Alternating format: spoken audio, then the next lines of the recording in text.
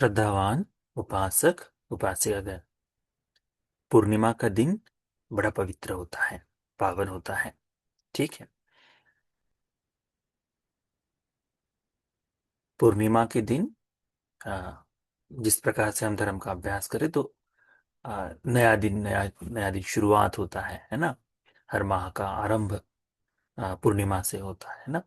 तो भगवान ने जो बताया है कि इस दिन उपोषत का पालन करना चाहिए, तो बड़ी सजगता के साथ कि किस प्रकार से मेरे जीवन हो, किस प्रकार से आज मेरे धर्म का पालन करूं, उसको ध्यान में रखो।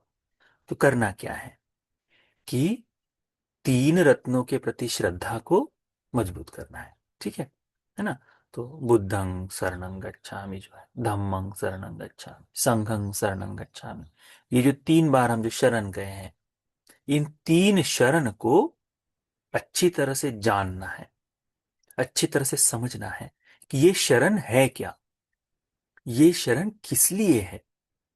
हम्म बुद्ध की शरण क्या है और हम बुद्ध की शरण किस लिए जा रहे हैं, इस बात को अच्छी तरह से चिंतन मनन करना है।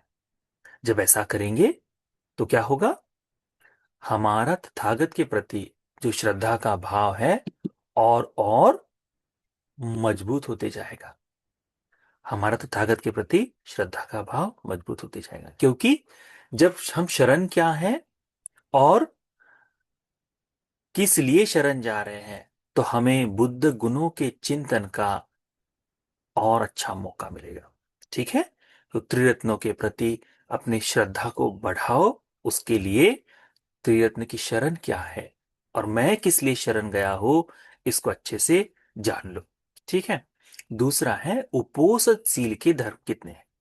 तो 8 शीलों का हम पालन कर रहे हैं। इन 8 शीलों के प्रति संपूर्ण जागरूकता आज के दिन होनी चाहिए।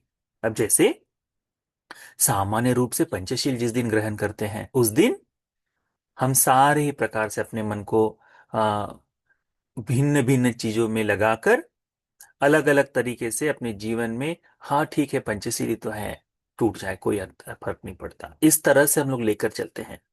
परंतु उपोषद के दिन जो सतीपट्ठान में कहा है, सती और संपजन्य, ठीक है, स्मृतिमान होकर संप्रज्ञानी होकर, यानी जो कुछ हो रहा है उसके बारे में जानते हुए, ये उपोषद के सीलों का पालन। तो यदि कोई व्यक्ति दिन भर में पूर्ण तरह से बैठकर ध्यान न कर पाया आज, परंतु उसका यह जो है कि मैं उपोषद सीलों को पालन करके हूं, और जब से इस सील को ग्रहण किया तब से अब तक मैं ग्वाही दे सकता हूं कि मेरे हाथों से या फिर मेरे द्वारा यह शील खंडित नहीं हुआ। यदि इतना मात्र हो गया तो सतिपट्ठान का अभ्यास आप कर रहे हैं, यही कहा जाएगा। ये सील का धर्म साधना की पुष्टि है। तो क्या सील है, इसको जान लो। पहला है प्राणघात नहीं करना है।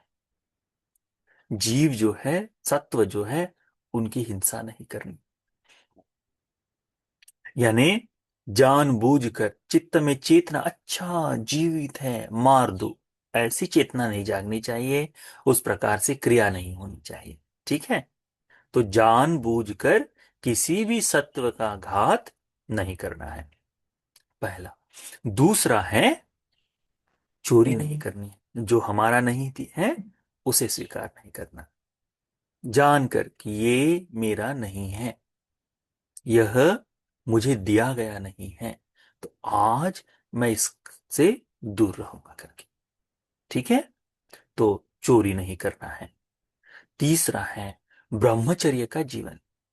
ब्रह्मचारी कैसे होते हैं, तो संपूर्णतः मैथुन धर्म से दूर होकर, गृहस्थ पति पत्नी का जो जीवन हो उससे संपूर्णतः दूर होकर, काया और वाणी दोनों पर संयम रखना है। किस चीज के लिए, काम की वासना न जागे इसलिए मन से भी अपने आप को संयमित करने की कोशिश करनी है। ठीक है। तो जितना संभव हो पाए, यदि पति पत्नी है तो कम से कम हाथ भर अंतर होना चाहिए, इस बात का ध्यान होना चाहिए कि आज मैं ब्रह्मचारी हूं। आप लोगों को देखना चाहिए कैसा। एक सुंदर बात बताते हैं। महाकाश्यप बंते जी का नाम सुना होगा आपने। महाकाश्यप बंते जी भी भगवान की तरह दिखते थे। जब घर छोड़कर घर से बाहर निकले, पत्नी ने भी घर छोड़ा, घर छोड़कर बाहर निकले तो एक के पीछे एक चलने लगे।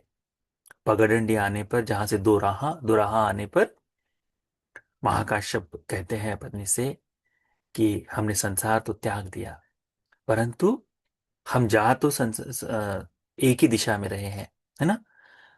ऐसा न कहे कि लोग ये न कहे कि देखो सन्यास ले लिया परंतु अब भी एक दूसरे का मोह नहीं छूटा है, इसीलिए तुम एक दिशा में जाओ, मैं एक दिशा में जाता हूं।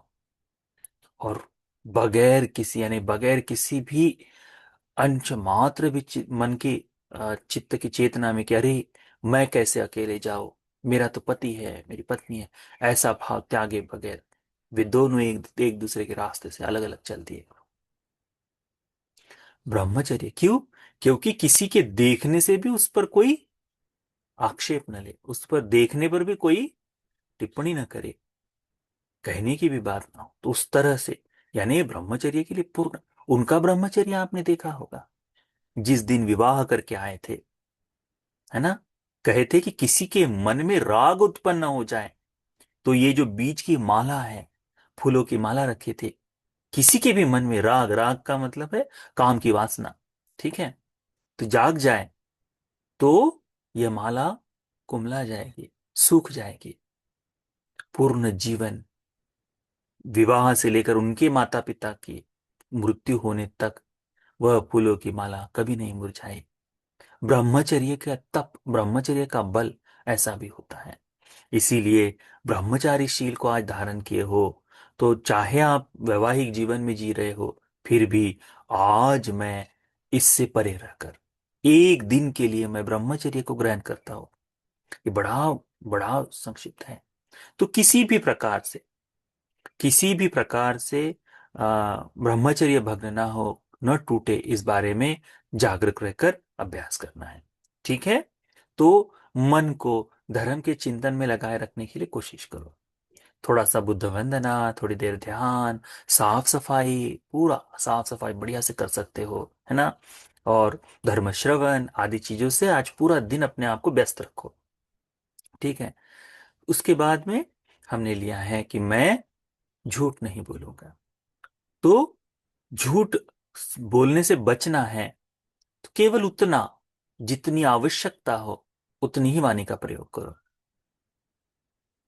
ठीक है। क्योंकि चाहे अनचाहे में, जानते अनजान में, हम लोग है ना, व्यर्थ से बोलते बोलते झूठ भी बोल देते और फिर हमको पश्चाताप होता है, अरे ये मैंने क्या बोल दिया।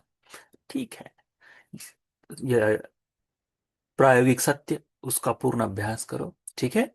और झूठ बोलने से आज बचो। ठीक।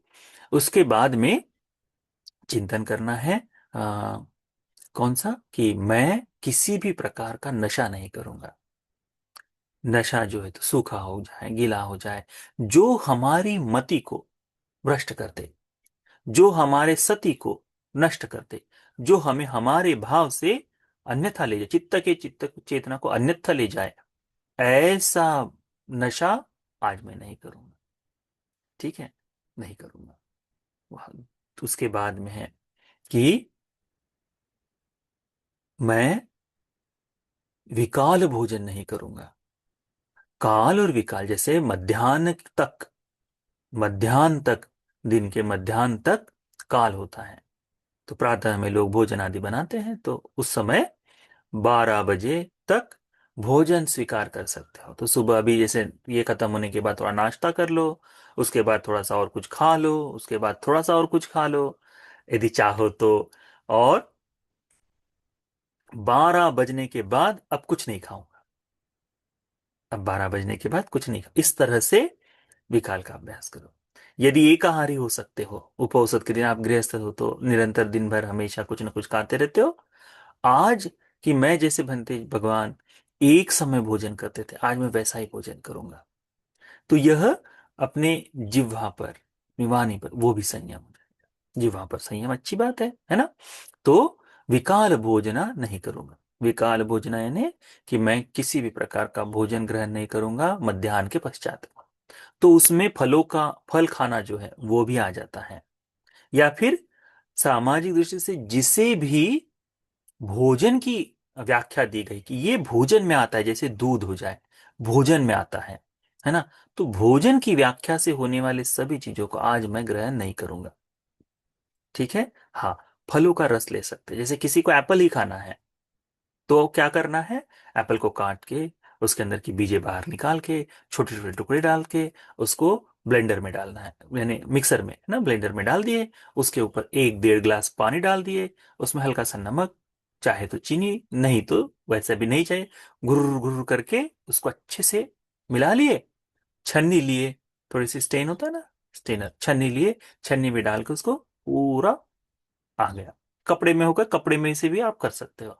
और वो जो है वो पी लिए। एक एप्पल, ये उतना, केवल उसमें फाइबर नहीं है उतना।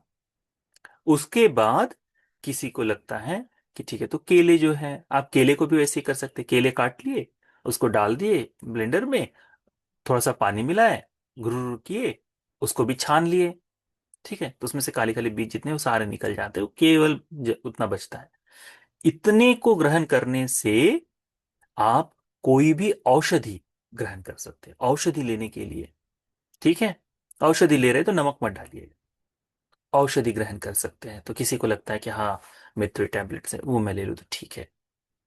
विशेष करके अ, यदि कोई और थोड़ा थोड़ा और हेवी चाहता है तो पपीता जो है, पपीते का रस भी आप कर सकते हो, पपीते का जूस आप बना सकते हो।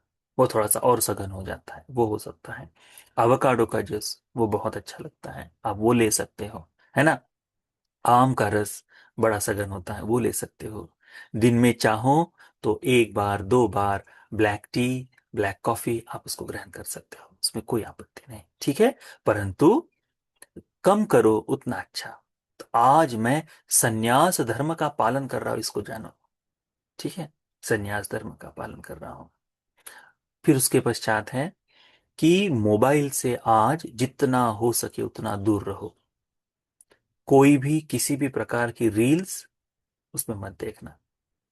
ठीक है, क्योंकि होता है ना, एक बार चल दिए, मैं मेरा भी जानता हूं, तो देख लिए 1 2 3 4, 1 घंटा 2 घंटा 3 घंटा बीत गया, पता ही नहीं चलता कि हो क्या रहा है करके, है ना। तो इस बार आज से बड़ा संयम, मोबाइल का इस्तेमाल करते समय बड़ा संयमित होना चाहिए। ठीक है, तो उसका ध्यान रखो। और किसी भी प्रकार का श्रृंगार आदि की आवश्यकता आज नहीं है। हाँ, नॉर्मल कोई वॉच पहनता है तो पहन सकता है ना। छोटी सी कोई कुछ जो डेली आप पहनते हैं, ठीक है, हल्का सा कान में है तो ठीक है उतना मात्र, नासिका में है तो उतना मात्र, ठीक उतना पर्याप्त है। परंतु जबरदस्ती उस सजना सवरना जो है आज नहीं।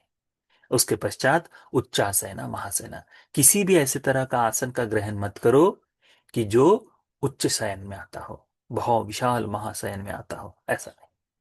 जिसे तकलीफ है, थोड़ा सा बैठने में तकलीफ है, पैरों के घुटनों का तकलीफ है, बाकी चीजें की जमीन पर नहीं बैठ सकते, उसने प्लास्टिक की चेयर इस्तेमाल कर लो, या फिर हल्का सा सादा सा सोफा हो तो वो इस्तेमाल कर सकते हो।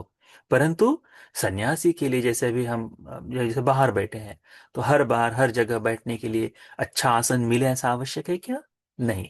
तो आज हम अरहतों की तरह रहने की कोशिश करेंगे। तो जितना हो सके छोटा सा एक कुशन बना लो, बैठ के आज नीचे बैठ गए, बात करते समय भोजन, सुबह का भोजन बैठकर नीचे खाएं, ठीक है, उतना पर्याप्त है। तो इस तरह से उपोषण सीलों का पालन करो। ठीक, अच्छी तरह से पालन करो। ये उपोषण के सील बड़े महाफलदायी होते हैं, महानिसंस वाले होते हैं।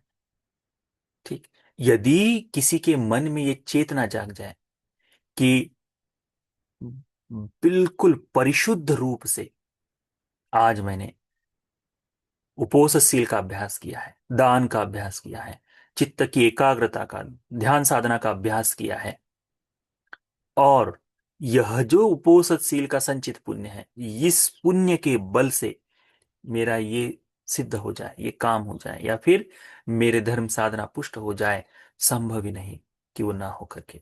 क्यों? परिशुद्ध उपोषित का से, परंतु वो आपकी चेतना में होना चाहिए।